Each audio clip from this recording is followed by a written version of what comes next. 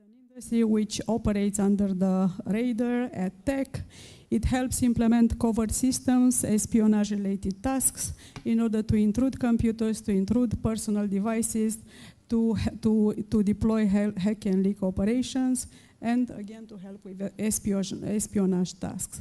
And how is this connected to the topic of hostile narratives? For example, I discovered that this kind of fake malicious ads amplify exactly this kind of territorial anxieties. And you see here, this country won't exist. Grandma was right. This country is going to disappear. So this match between the hostile strategic narratives and enabled by ad tech, by ads which are placed on both Meta and on Google. Here is a, sorry, I do not want to prove a point, but this is exactly the ads that we found about amplifying territorial disputes. This country will not exist. You see here examples of propaganda, so using maps, eastern part of Romania, western part of Romania. And here again, some other examples, fake ads making references to the point that the Prime Minister, Marcel Ciolacu, seeks to steal the Transylvanian part of Romania to the Hungarians. And by looking at a considerable database of such fake ads, which are around 200 already, with no big data means, we discover some patterns, so malicious ads which are promoted via Google and Meta, fake advertiser, compromised Facebook pages, deepfake photos and video content, fabricated news feeds or websites, and means to redirect the spread code in order to infect the user's devices. Plus, these are not innocent, these are not for financial gains necessarily, but they exploit socio-political and economic vulnerabilities, including these territorial sensitivities that I talked about. Very briefly, narrative laundering, I think that it is very relevant to talk about this and not to lead the discussion in some easy way. Let's invest in education, because I think that these are only things that pop up in conferences in order to finish the panel. So narrative laundering is a technique which is already, of course it is old, many people in the room are familiar with this technique, which is widely documented in the literature. The objective of this technique is to obscure the source of a narrative and to plant it in another public space which the target audience holds in high esteem. Again, these are not speculations. This is a wide body of research about Operation Infection, how the narrative originated, how this was used during the times of USSR. I think that the narrative laundering is a very powerful technique which leads to what is on the slide, that prominent world disinfluencers come to be prominent US and British figures. And I will kindly ask you not to give examples, at least not in the plenary, because I still care for some sort of personal safety. And why I say that this is a very powerful technique, because once these false testimonies, for example, reach the US space, or the British space, or the Romanian space, they are protected by First Amendment protections, for example. They are protected by all the EU regulations, for example, protecting freedom of speech, which is the right thing to do. And in Romania, as a bonus, let's say, they are protected by the prestige that we attach to everything that is coming from these public spaces. And here there are examples which are, again, widely documented. A video clip published on an anonymous YouTube video. A man claims that his brother, an Egyptian journalist, has been murdered by the Ukrainian special forces after exposing how Zelensky's mother-in-law bought a luxury villa in Egypt. So an anonymous YouTube account, which is then laundered, trying to obscure the source of the narrative. It is laundered through several channels when Russian media or Russian-aligned media begin to report on the journalist's murder. And at the same time, the story reaches an audience in the West via social media. It may become viral, and then the viralization is invoked as some sort of an argument that, guess what, we have to report on it.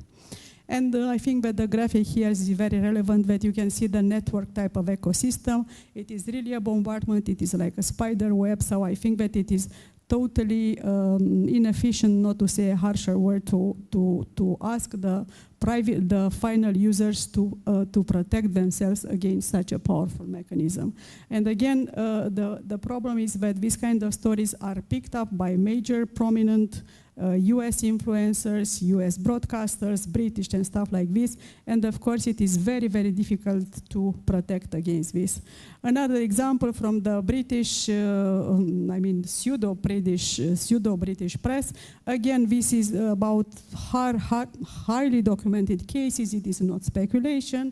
The story that Zelensky bought a villa that belonged to King Charles. And this becomes viral on X platform, and when it is afterward, it is even more laundered via a website which leaves some content in Russian, but which pretends that it is a most unbiased news website in the United Kingdom. But again, they leave half of the content in Russia. Very, very briefly, some evolving lessons, some things that have worked so far in the case of Ukrainian withstanding the information warfare. I think that the situation is very, very fluid. I don't think that all of the measures still have an effect, including in the Ukrainian space and on Western publics, but I think it is important to have them here. I think that debunking, pre-bunking, and radical exposure of raw intelligence definitely works. This reference to radical exposure of raw intelligence, General Petraeus made a reference to this both in last night's speech and in his book, Conflict. I think that there is a misconception that fact-checking, that pre-bunking and debunking do not work. Of course, they do not work if you do not do them systematically. If you do it once and hope that, okay, we have solved the problem and we go back to the initial stage, of course they do not work. If you do not do the fact-checking right with all of the facts, with inclusive language, of course they do not work. But again, there is a booming type of research that they definitely work. The second point, government and public communications definitely work. Again, feeding into the discussion of General Petraeus, I think that when talking about fighting disinformation and doing strategic communication, we are talking about strategic leadership. Without that kind of strategic leadership, I think it is immoral to ask the citizens and the final users to protect them, to protect themselves against what? Against narrative laundering, against word disinfluencers. There are other evolving lessons, and here I will stop here with the hard lessons, especially for Western and liberal publics. Public space is no longer a marketplace of idea or a deliberative space, but it is a battlefield when you shoot and where you get shot. I think that the disruptive effects of information and cyber attacks are primarily felt by civilians in terms of loss of life, loss of opportunities, and stuff like this. And the final conclusion, information wars must be won long before they are actually waged. Thank you very much. Thank you so much for your presentation. Indeed, you touched important points. Jakub, nice to see you again. Please share with us your thoughts. Thank you very much for being invited again to join this great New Strategy Center team at the annual event. I think that when talking about Russian political warfare, we need to focus and look at not only at the uses of those instruments of power, but also about what is their place in the kind of Russian repertoire of power. In order to the application of this type of measures that my predecessors have been talking about is a part of Russian strategy. Strategy is about three things. It's about ends or objectives. It's about means that you can use, and then it's also about ways you try to achieve those objectives. And in order to understand what is the role of what we label political warfare in the Russian strategy, we need to understand several things. One thing is that Russia has, over the past several years and even in a longer historical perspective, been adopting something that is often called full spectrum approach to conflict solution and to addressing various types of challenges. What does it mean? This means that Russia, in the Russian context, in the Russian thinking about conflict, the transition between non-war and war is very blurred. And this is a space where those types of operations that we have been talking about earlier take place. And we have to understand that before the war develops into a full-fledged kinetic warfare, Russia will be trying to achieve its objectives without having to resort to military means. What kind of means, in addition to military means of instruments of power, Russia has at its disposal? In a kind of Western debate, both about Russian strategy but also about Western strategies, we tend to think that there are three major instruments of national power. It's about diplomatic and political instruments of power. It's about information-related instruments of power. It's about economic instruments of power. And then on the top of this list, we have what is described as military backlash, intelligence-related instruments of power. And we need to understand that when trying to address what the Russian political elite, what the Russian decision makers, what Russian policymakers define rightly or wrongly as a challenge that Russia has to deal with, they can employ various types of instruments of power, either as not connected or bundled together. And we have seen several examples in the context of the war in Ukraine that Russia, to start with, tried to achieve its objectives in Ukraine and in its relations with the West by using non-military means of non-military instruments of power. The best example is what General Ben Hodge mentioned in the previous panel, is one of the best examples of this use of diplomatic instruments of power in a way that bordered on warlike operations was the presentation of those two ultimatums to NATO and to the United States in December 2021. It was I have written about this event and used the kind of the term that stems from the Russian strategic narrative. It was something that could be described as shock and of diplomatic operation. The ultimatums that were presented to the United States and to NATO in December 2021 were to somehow make them give up all the opposition, and then they were, the expectation was that even without resorting to military instruments of power, Russia would be able to achieve its strategic long-term objectives, and those objectives were on the weeks after defined by Putin in his notorious speech from 24th of February, where he said that the objectives of the Russian operation in Ukraine are the denazification, which we understand the removal of the legally elected president and his team, the demilitarization, meaning destruction of Ukraine's ability to defend itself, and then it was also about the so-called protection of the Russian speakers in Donbass and in other parts of Ukraine. Once this diplomatic campaign did not pay off in the sense that neither the United States nor NATO were willing to accept those ultimatums and engaged with Russia in a kind of diplomatic series of diplomatic negotiations, then Russia decided to use other instruments of power. And what is also very important to understand is that when Russia decides to use those instruments of power, including those instruments of power that are a part of the kind of political warfare repertoire. They try to tailor the use of those instruments of power to achieve specific objectives in target countries. So when we want to understand the logics behind Russia's use of political warfare, we need to understand what are Russia's objectives, and those objectives can be divided into three categories. There is talk about strategic objectives.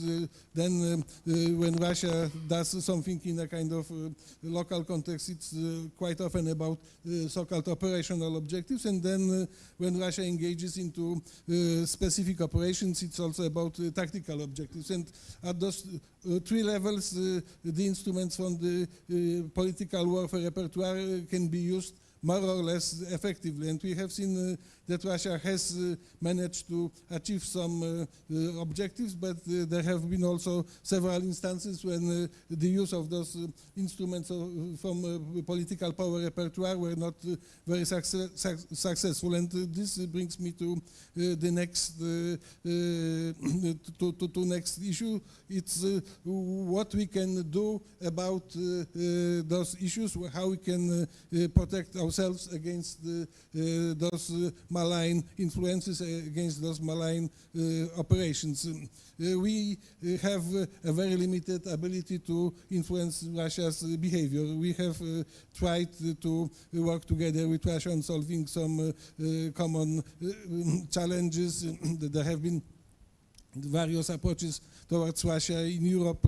Germany, for instance, embarked on this policy of Wandel durch Handel, where they expected that by building strong economic relations with Russia, Russia will be less willing to embark on confrontational policy. This didn't work. So and then this really demonstrates that our ability to influence development in Russia is fairly limited. So what we need to do in order to be better prepared to meet the Russian challenge of political warfare and also other types of challenges stemming from Russia, we need to keep order in our own house, meaning that we need to implement measures that will increase the resilience of our nations and of our political systems when they are confronted with this type of operations as exemplified by those various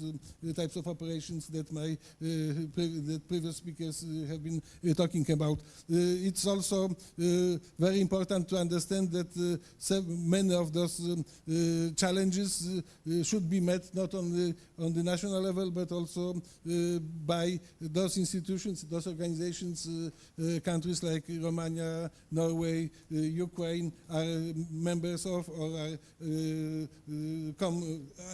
are going to be members of. So it's important to address those challenges stemming from Russia's use of political warfare, not only at the national level by making our societies more aware of what they can meet, but also at the international level by coordinating those efforts within the European Union, within NATO. And here there are some positive examples. For instance, over the past couple of years, European Union has embarked on mapping those Russian malign operations, and two very interesting reports were published about Russia's use of malign instruments of power against Europe, and those reports provide also a lot of detailed information about those operations, but also propose a number of solutions to how to address those issues. So the main conclusion is we need to be prepared to meet this challenge, but we also need to do homework to be able to meet this challenge in a more efficient way to limit the damages that could be caused by Russia's application of those instruments of power. Thank you so much, Jakub. Mr. Orkan, you have the floor, please. Thank you. Very good presentation by Mrs. Alina Bărgăoanu. So I will share with you only my thoughts about propaganda and disinformation. I'm a journalist for 34 years. And I think she already said there is a very thin line between propaganda and freedom of speech. And if you don't have a definitive proof that someone is, I don't know, let's say a Russian agent or is funded by Russia, how can you counter his propaganda?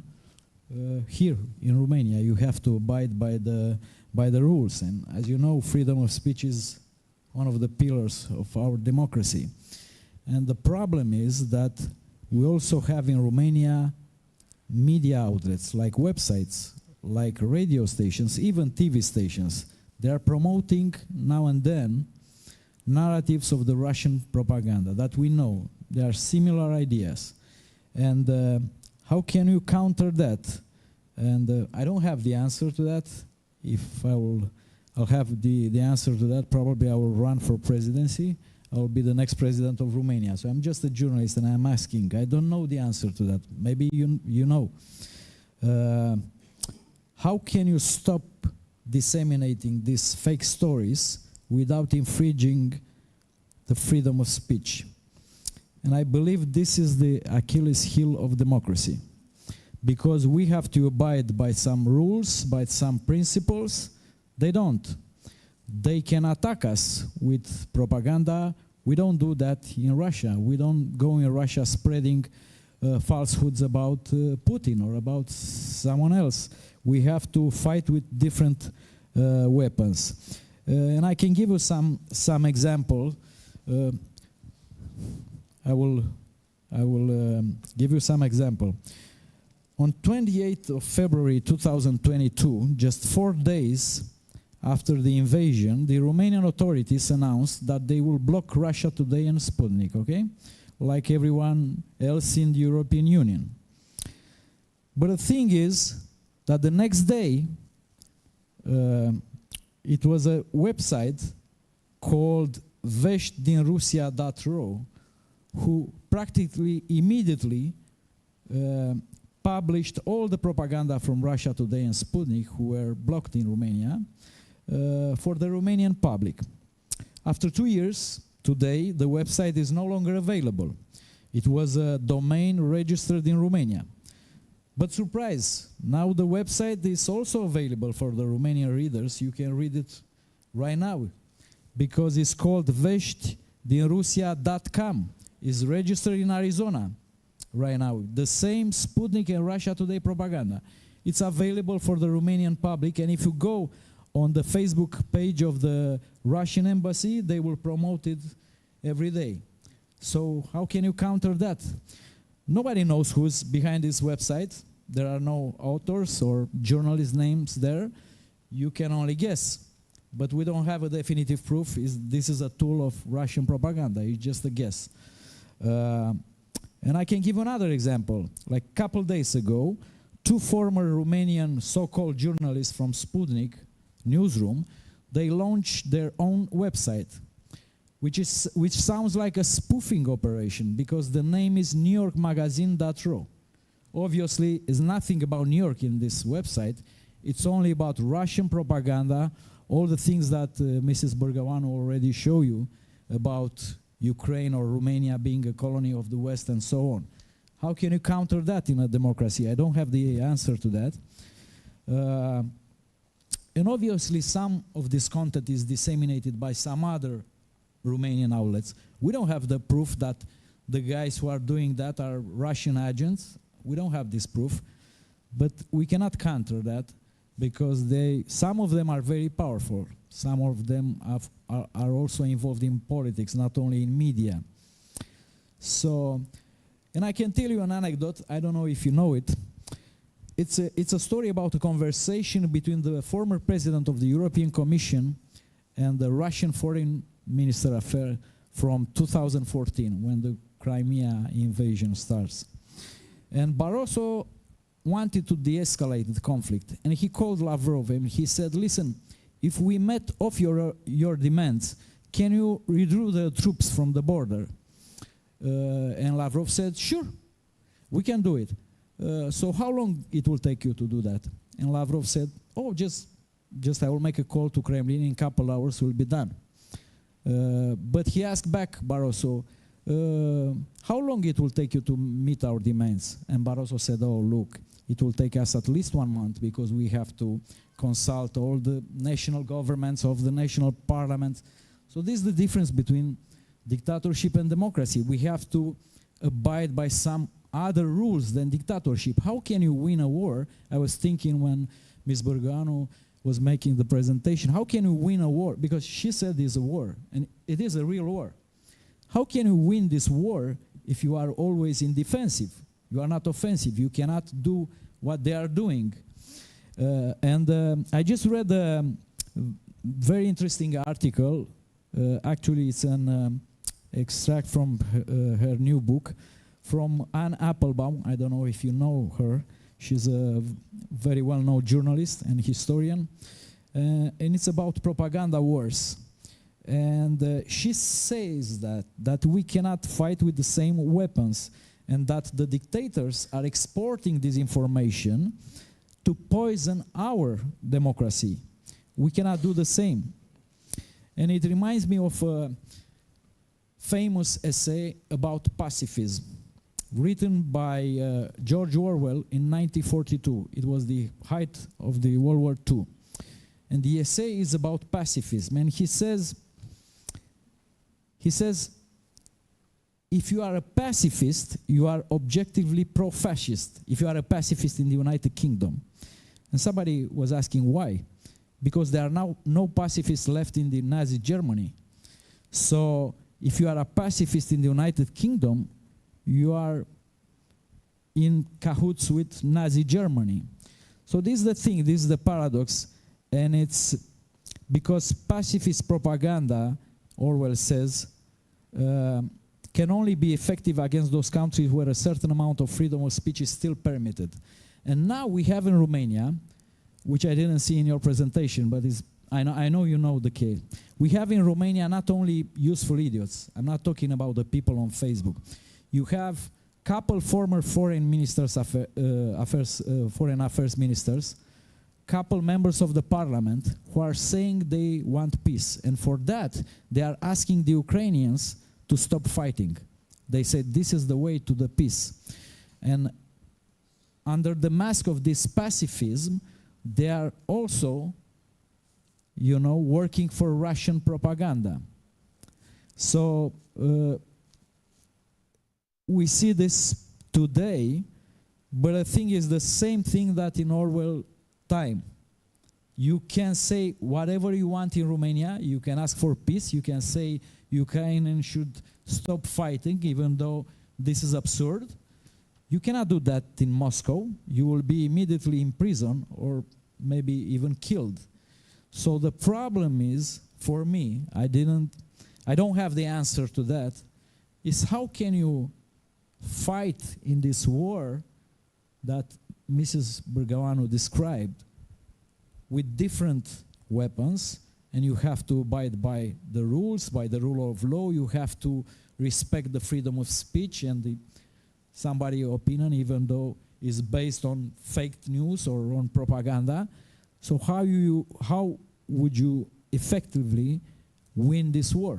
This is my question, and with this I will stop. I remember in Ceausescu time, everyone here that is of my age was listening to Voice of America and Radio Free Europe, right? It was forbidden in Romania. You can go to prison for that. There is no such thing.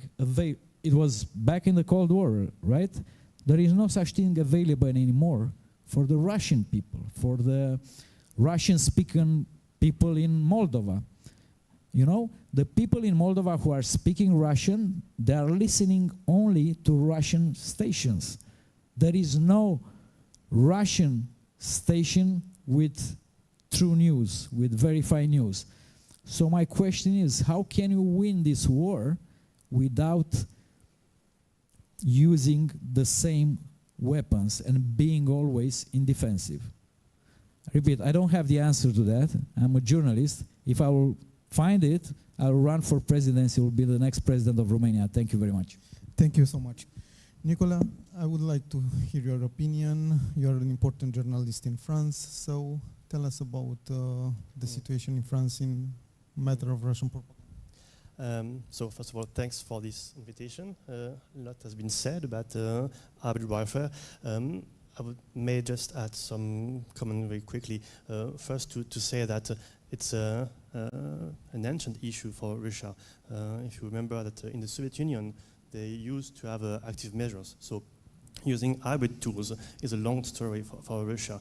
And they tried to exploit this after the fall of the Soviet Union because they wanted to mitigate the conventional superiority of the West and to have this mix of conventional, unconventional, under three sort of war, non-attributable actions. It was a way to put pressure on the West.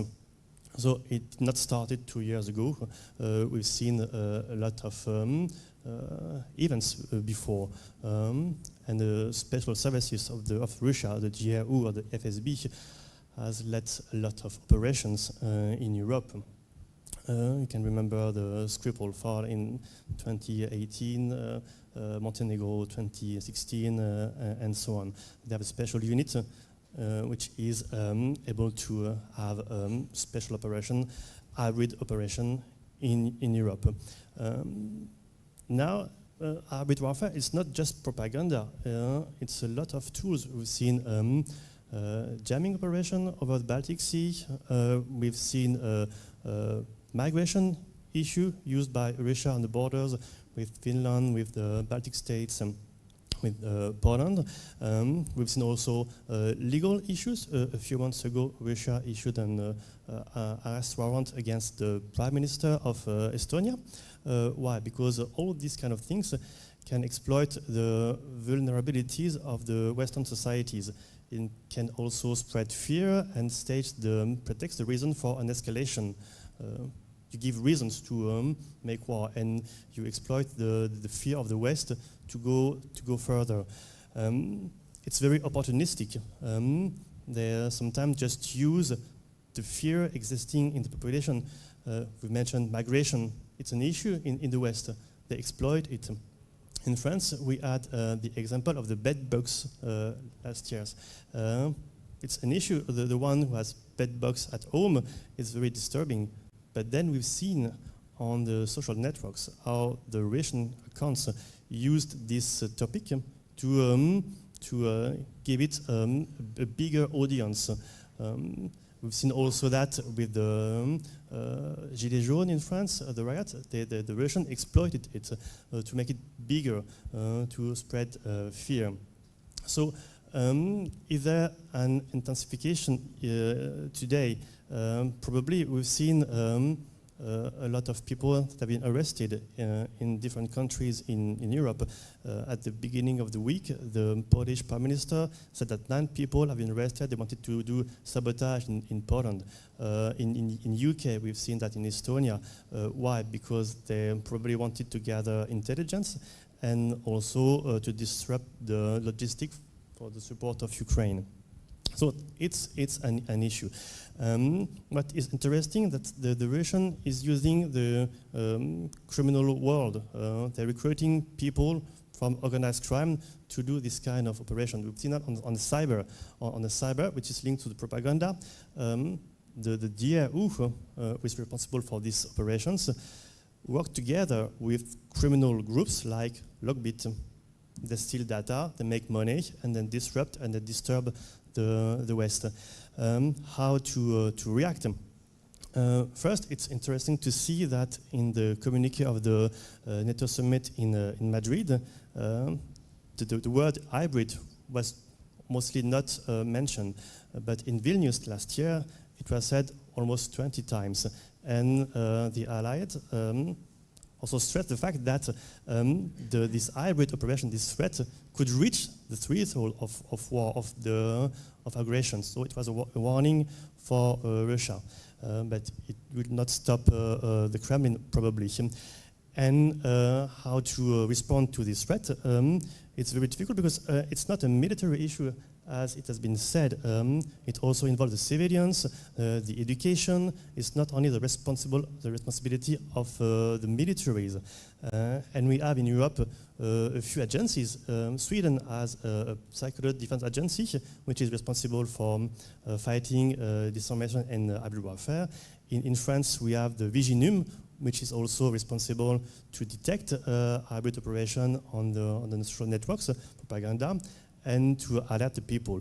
But it's not enough to stop Russia, because as it is mentioned, the question is how to reply to these aggressions, and for democracy it's very difficult.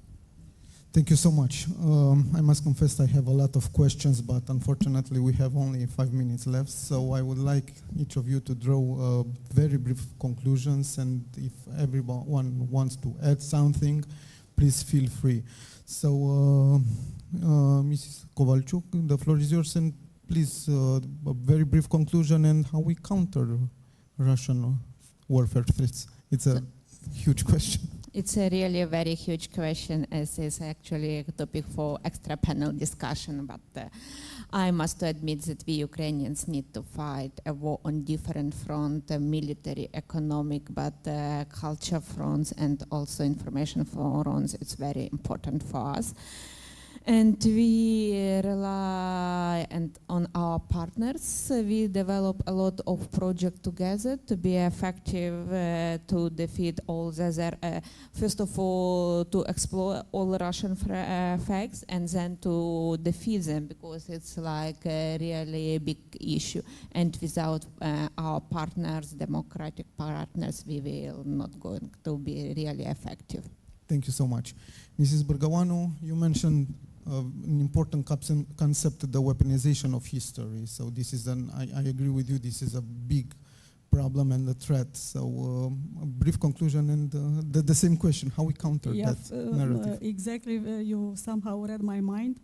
I think that we are talking a lot about cyber literacy, media literacy, which are of course very important, not only for regular users, but for high-profile decision makers, for example. Some of them have no idea how the social media function in the first place, what is ad tech.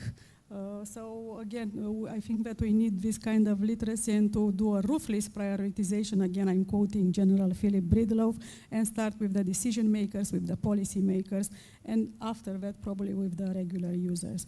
But adding to this type of literacy, I think that old school literacy helps a lot. During the pandemic, I think that the best tool against some infodemics was the textbook of biology, where for a sixth grader you could see the difference between DNA and RNA. So it didn't need sophisticated cyber capabilities in order to make that huge difference, but again it was in the textbook for biology for a sixth grader. And about history, let me give you an example which for me is keeps being very, very disturbing. You remember the interview that Tucker Carlson took with President Putin 2 months ago? And one of the most, I don't even have the words to describe what has been said, and I quote, because this haunts me, is that the Poles overplayed at the beginning of the Second World War, and they forced Hitler to invade them. What was the reaction of the intellectual class, of the experts class, of the historians, of the historical associations over the world, to be simply outraged that this is a blunt rewriting of the beginning of the World War II.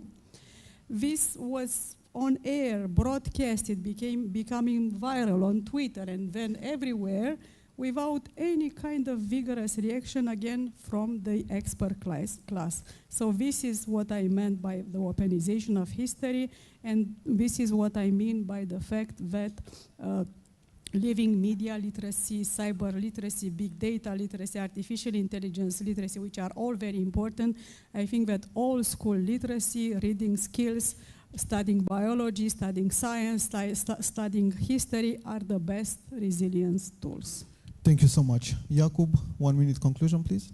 I think that we need to understand that the issue is not only about Russian political warfare, it's about the technological changes that have taken place in our societies and that have completely distorted the picture of the reality, because you are on a daily basis confronted by so huge information streams that it's very difficult even for a well-educated person to somehow figure out what is right, what is wrong, what is true, what is false. And we need to somehow understand that this technological change is going to continue, and it's also important to to build a good understanding of how this technological change can influence the ability of other actors who don't necessarily have friendly objectives to try to influence opinions in democratic countries. So we need to hope for the best, that we will be able somehow to deal with this issue, but we should also prepare for the worst, meaning that we need to have a good understanding of how technology can also improve the ability of other actors to conduct this type of malign operations. And the issue of attribution, for instance, is very important, because we know that many of those operations are very difficult to be attributed to any given actor, and this creates a lot of confusion, insecurity, uncertainty. So let's continue this fight.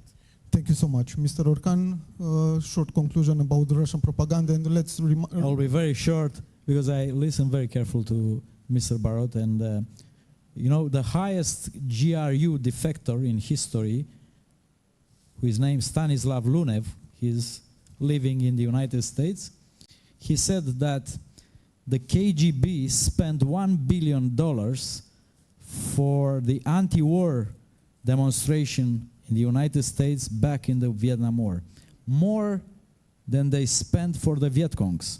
So they put more money in the pacifist movement in the United States than in the Viet Cong army. And that says a lot about how they are thinking about the hybrid warfare.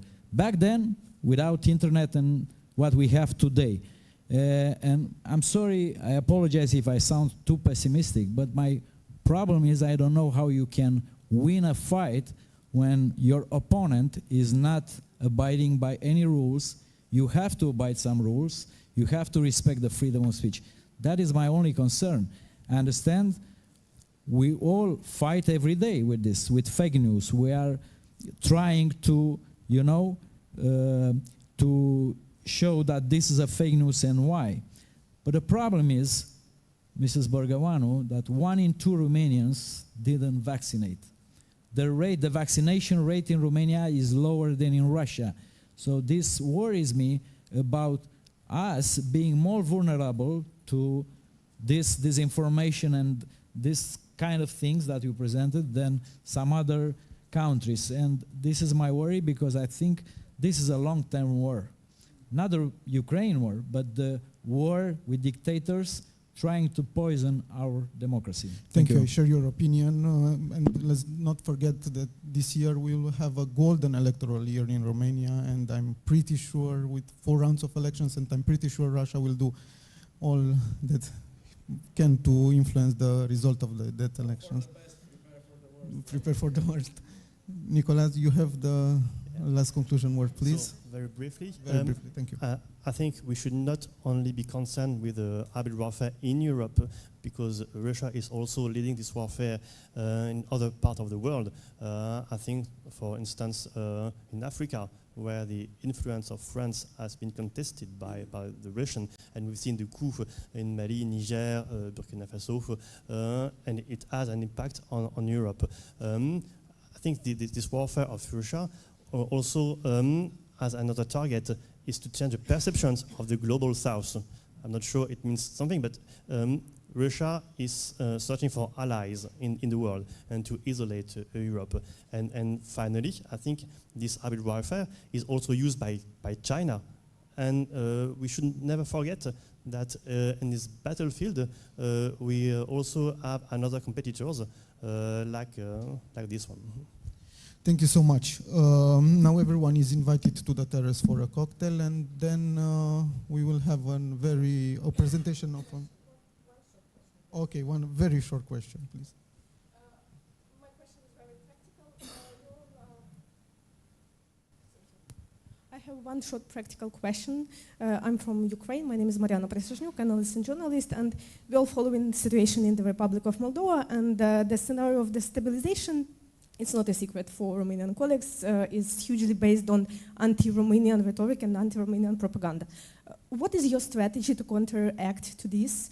And are there any plans to impose some common efforts with Ukrainian networks, Ukrainian colleagues, because at the same time it imposes some extra challenges for Ukrainian borders and for Ukrainian security, which is, thank you. And your strategy in this anti-Romanian propaganda in Moldova? Can I do it first? Yeah, please. Mine is very short answer. I have a very short answer. Next year we will have Newsweek Moldova. This is my solution. This is my only solution.